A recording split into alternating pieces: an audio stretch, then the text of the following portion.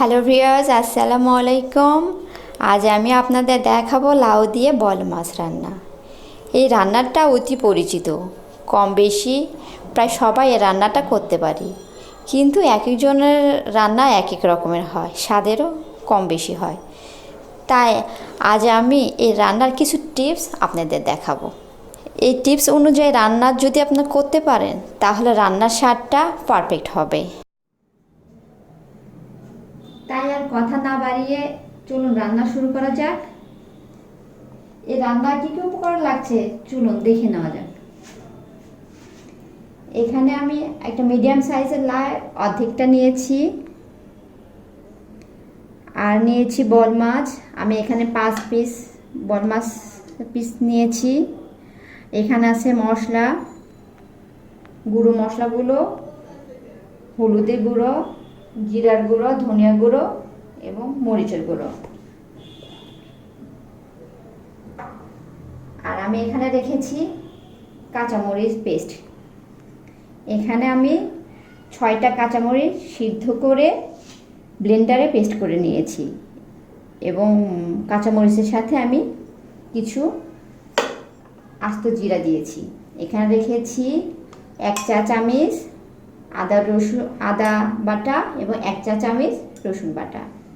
এখানে রেখেছি ছোট বড় মিলে 3টা পেঁয়াজ কুচি। এখানে আস্ত জিরা, এখানে চিনি, এখানে রেখেছি লবণ এবং তেল। এখন আমরা রান্নাটা শুরু করে দিব। আমি গ্যাসের চুলাটা জ্বালিয়ে দিলাম।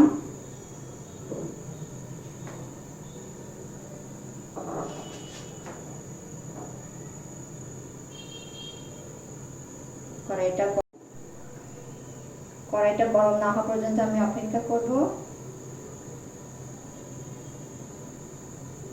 আমার কড়াইটা গরম হয়ে গেছে। আমি এখানে বেশ খানিকটা তেল দিয়ে নিব।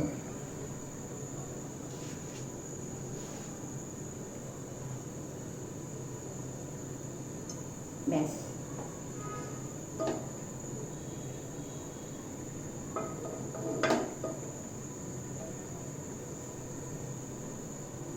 আমি এখন এই তেলের ভিতর আস্ত জিরাটা দিয়ে নিচ্ছি। এখানে আছে 1/2 চা চামচ আস্ত জিরা।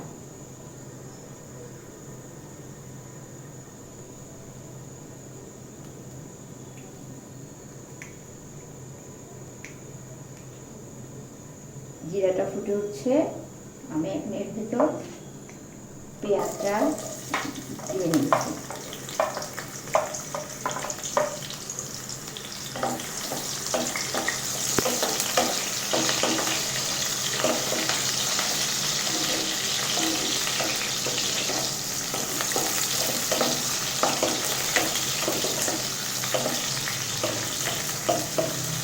পেঁয়াজটা আমার হালকা বাদামি কালার হয়ে আসলে আমি এর ভিতর হালকা পানি দিই।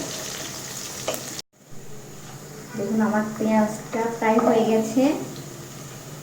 আমি এর ভিতর এখন অল্প পরিমাণে পানি দিব। আর পানি দেওয়ার সময় অবশ্যই মনে রাখবেন চুলার জালটা একদম লো করে দিতে হবে।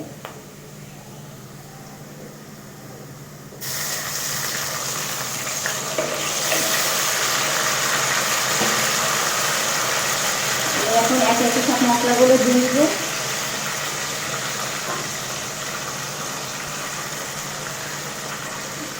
কাঁচামরিচ পেস্ট,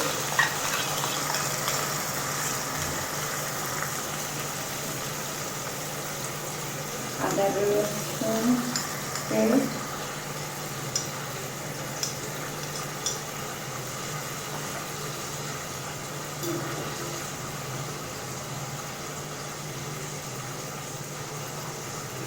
এক চা চামচ হলুদের গুঁড়া,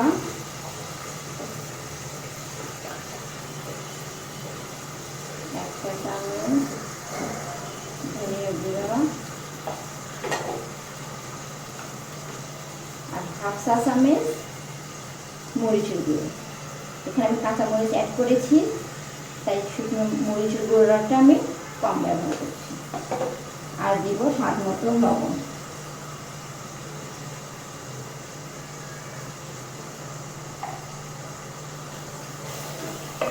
আমি বলেছিলাম যে আপনাদের কিছু টিপস দিব এই রান্নাতে। এখানে আপনারা এই রান্নাতে কাঁচামরিচ কিন্তু অবশ্যই পেস্ট করে রান্না করবেন। অনেকেই কাঁচামরিচ আস্ত দেয়, এক্ষেত্রে আপনাদের রান্নার কালারটা অত সুন্দর আসবে না এবং টেস্টটাও অত ভালো হবে না। চুলা চালটা মিডিয়াম করে দিচ্ছি।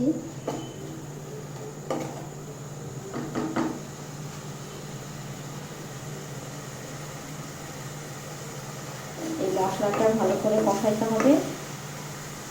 একটু ঢেকে দিয়ে 1 মিনিট ঢেকে দিচ্ছি। আমার মশলা কষানোটা হয়ে গেছে।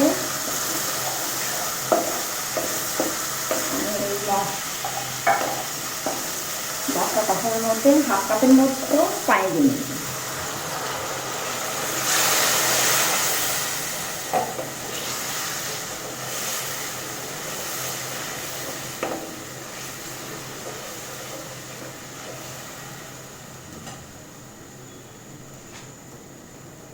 আমি আবার 1 মিনিটের জন্য ঢাকনা দিয়ে ঢেকে দিচ্ছি।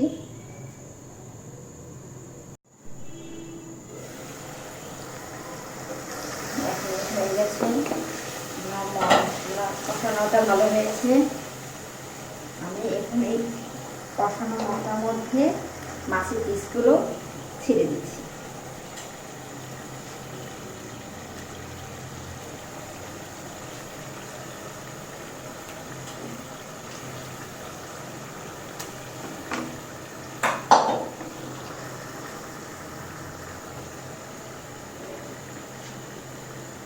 এইভাবে আমি আর 2 মিনিট কষাবো। 2 মিনিট হয়ে গেছে। ওই পাশটা আমার মাছটা কষানো হয়ে গেছে। এই পাশটা কষাবো।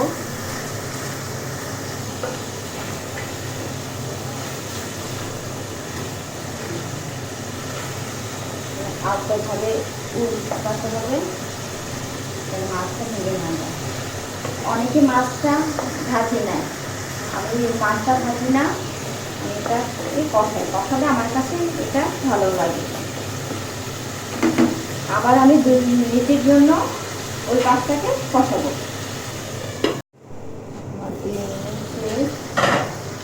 দেখুন আমার 2 পাশে মাছটা ভালোভাবে কষানো হয়ে গেছে। আমি এখন এই মাছগুলোকে খুব সাবধানে বাটিতে উঠে নেব।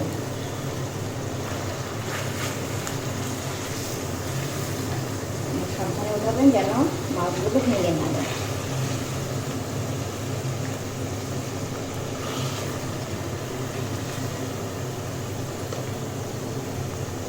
আপনারা যারা রান্না করবেন এই রান্নাটা চেষ্টা করবেন মাছটা এভাবে কষাতে। আমি এখন এই কষানো মশলার ভিতর কেটে রাখা লাউগুলো আমি ঢেলে দিচ্ছি। ঢেলে এইভাবে মিডিয়াম লো করে 10 মিনিট রান্না করব। লক্ষ্য করবেন আমি এটাতে কিন্তু কোনো পানি দিই না, এই লাউ থেকে পানি উঠবে। এর জন্য আমি মিডিয়াম লো করে দিয়েছি এবং ঢাকনাটা ঢেকে দিচ্ছি। 10 মিনিট পর আমরা আবার ফিরে আসবো। 10 মিনিট পর আমি আবার ফিরে এলাম। 5 মিনিটের সময় আমি একবার এসে লাউগুলো আমি উল্টে দিয়েছিলাম। দেখুন লাউ থেকে কি সুন্দর পানি বের হয়ে লাউ অটোমেটিক সিদ্ধ হয়ে গেছে। এই সময় আমি 1/2 চা চামচ চিনি দিয়ে দিচ্ছি।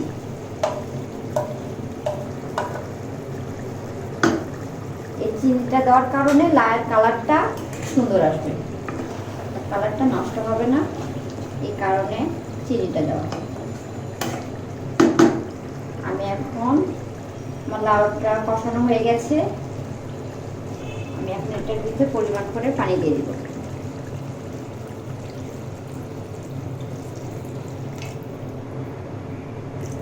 পানিটা দিয়ে দিয়েছি। আপনারা আপনাদের পছন্দ মতো পানি দিবেন, যে যেমন ঝোল খাবেন তেমন পানি দিবেন। পানি দেওয়া হয়ে গেছে। আমি এখন জালটা ফুল স্পিড করে দিচ্ছি।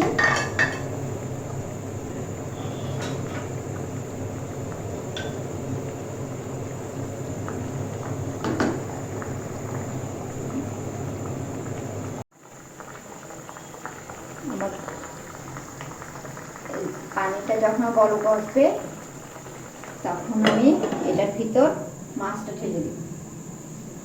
এই জন্য আমি 2 মিনিট অপেক্ষা করি। 2 মিনিট হয়ে গেছে। আমি এখন এর ভিতর কষানো মাছটা ঢেলে দিব, যেন ভেঙে না যায়।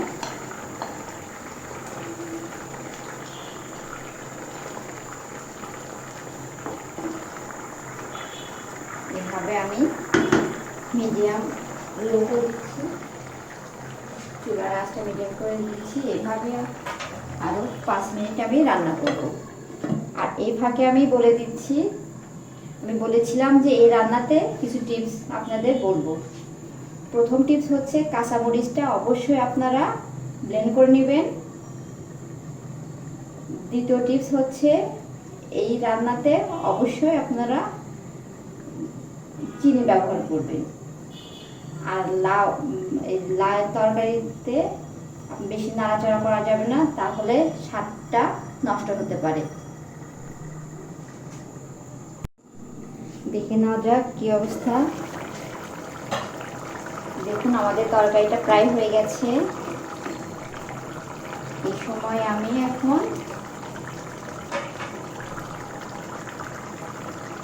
1 চা চামচের মতো জিরার গুঁড়াটা দিয়ে নিচ্ছি।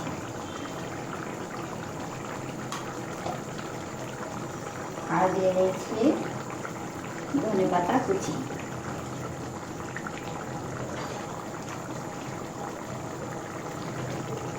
আপনারা লবণটা কিন্তু অবশ্যই চেক করবেন আপনাদের স্বাদ মতো হলো কিনা। আমি এভাবে এখন 2 মিনিট রান্না করব।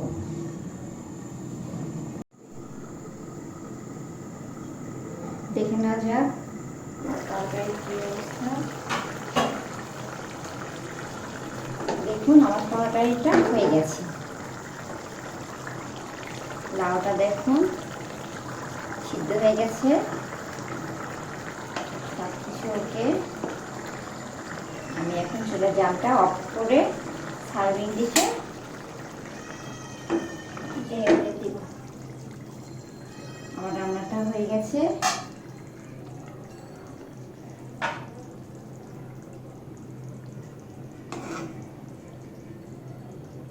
এখন মাছগুলো আলতোভাবে চামচের সাহায্যে উঠিয়ে রাখছি, যেন ভেঙে না যায়।